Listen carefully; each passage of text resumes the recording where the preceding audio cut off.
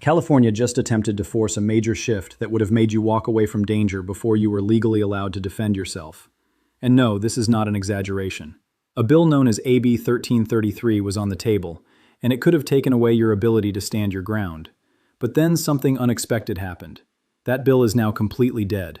Gone. And how it collapsed is a story every gun owner in America needs to pay attention to right now. Before we go further, let me ask you something quickly. Are you subscribed to this channel yet? Because if you're not, you are basically going in blind when it comes to your gun rights.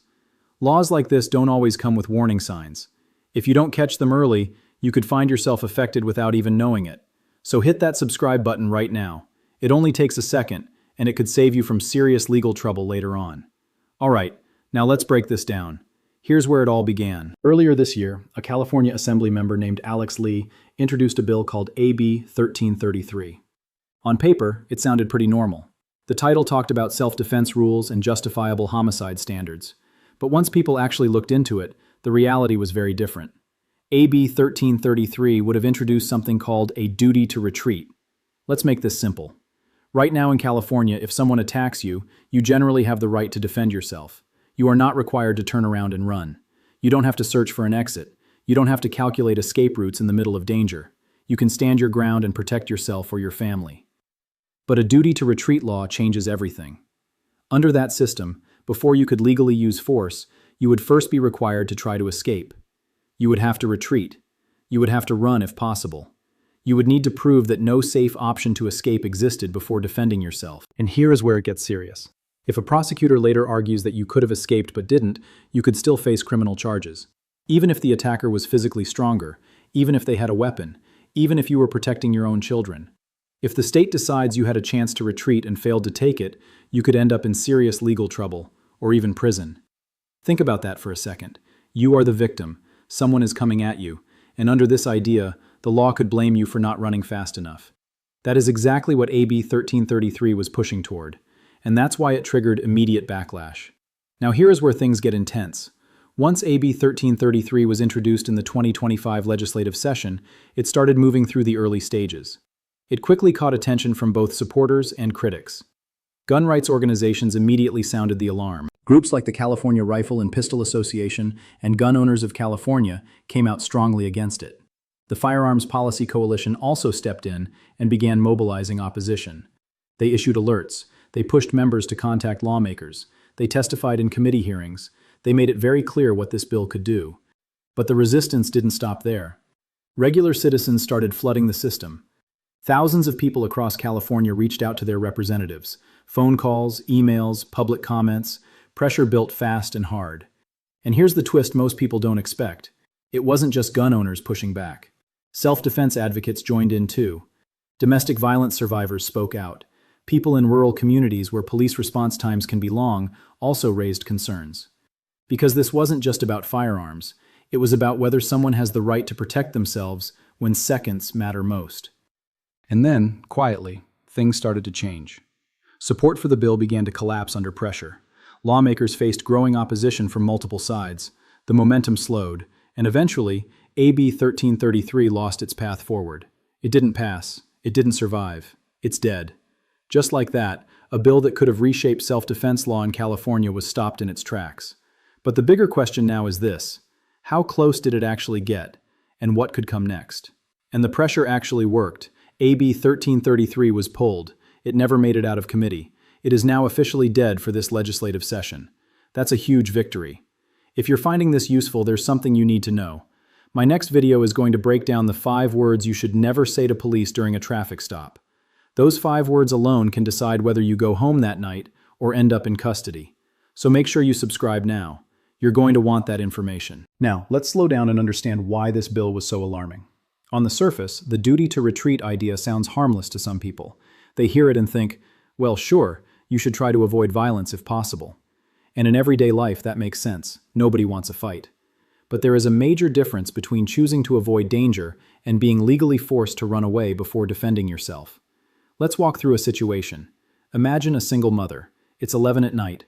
Suddenly, she hears glass breaking downstairs. Someone is breaking into her home.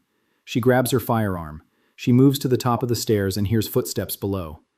Under current California law, that person has the right to defend herself. Her home is her protection zone. She is not required to jump out of a window. She is not required to search for escape routes in the dark. She can stand her ground and protect her children. That is how the law currently works. But under a duty to retreat system like AB 1333 proposed, things change dramatically. A prosecutor could later argue that she had other options. They might claim there was a back door. They might say she could have escaped.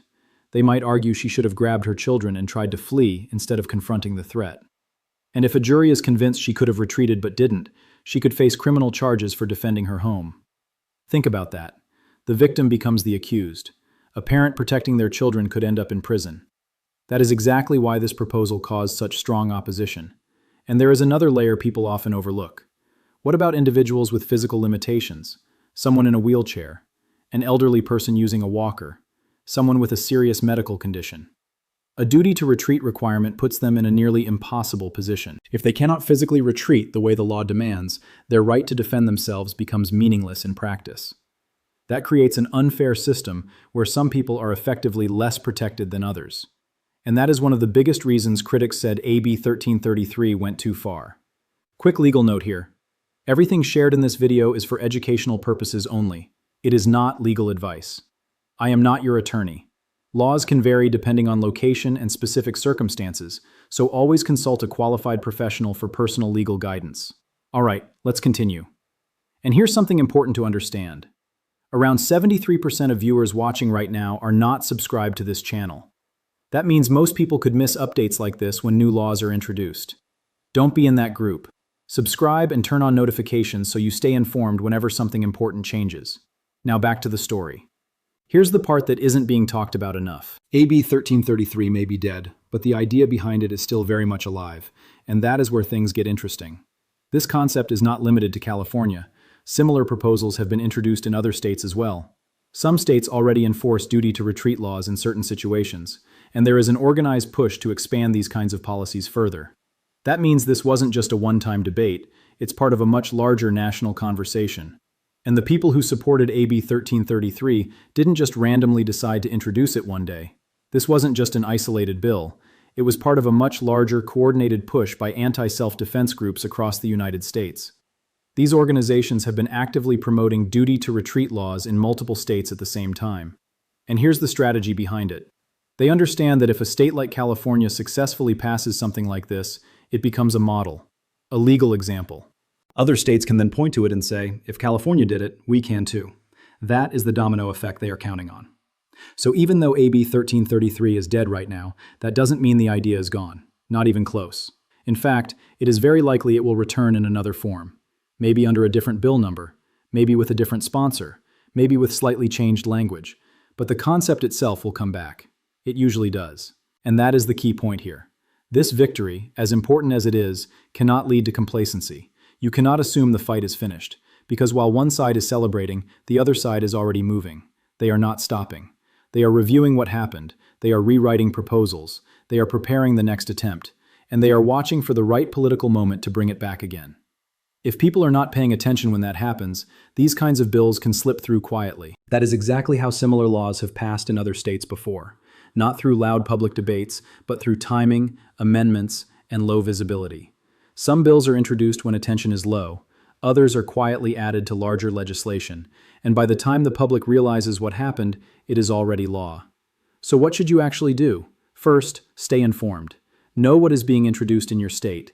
Follow reliable sources that track legislation in plain language so you can understand what is happening without confusion.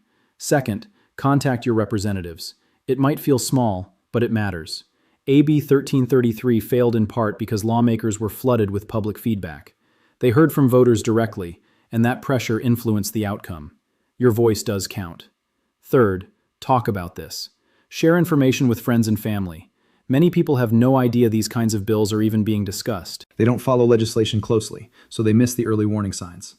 When more people understand what is at stake, awareness grows. Now let's zoom out for a second and look at the bigger picture. Right now, the United States is split when it comes to self-defense laws. Some states have strong, stand-your-ground laws. In those places, if you are legally present somewhere, you generally do not have to retreat before defending yourself. You are not forced to run. You are not required to search for an exit in the middle of danger. Other states follow a duty-to-retreat model. In those places, the legal risk is much higher. There have been cases where people who claimed self-defense were still prosecuted because authorities argued they had a chance to escape. That difference can completely change outcomes in real cases. California is currently somewhere in the middle. It does not have a strict statewide duty to retreat statute in the same way some states do. But AB 1333 would have changed that. It would have moved California firmly into the retreat requirement category. And that would have affected nearly 40 million people overnight, reshaping how self-defense is treated across the state. The fact that this bill failed is not just a California story. It sends a message nationwide. It shows that when people push back early and loudly, legislation like this can be stopped. But this situation can change quickly. New bills can appear at any time. Language can be rewritten. Proposals can return in different forms without warning. So stay alert.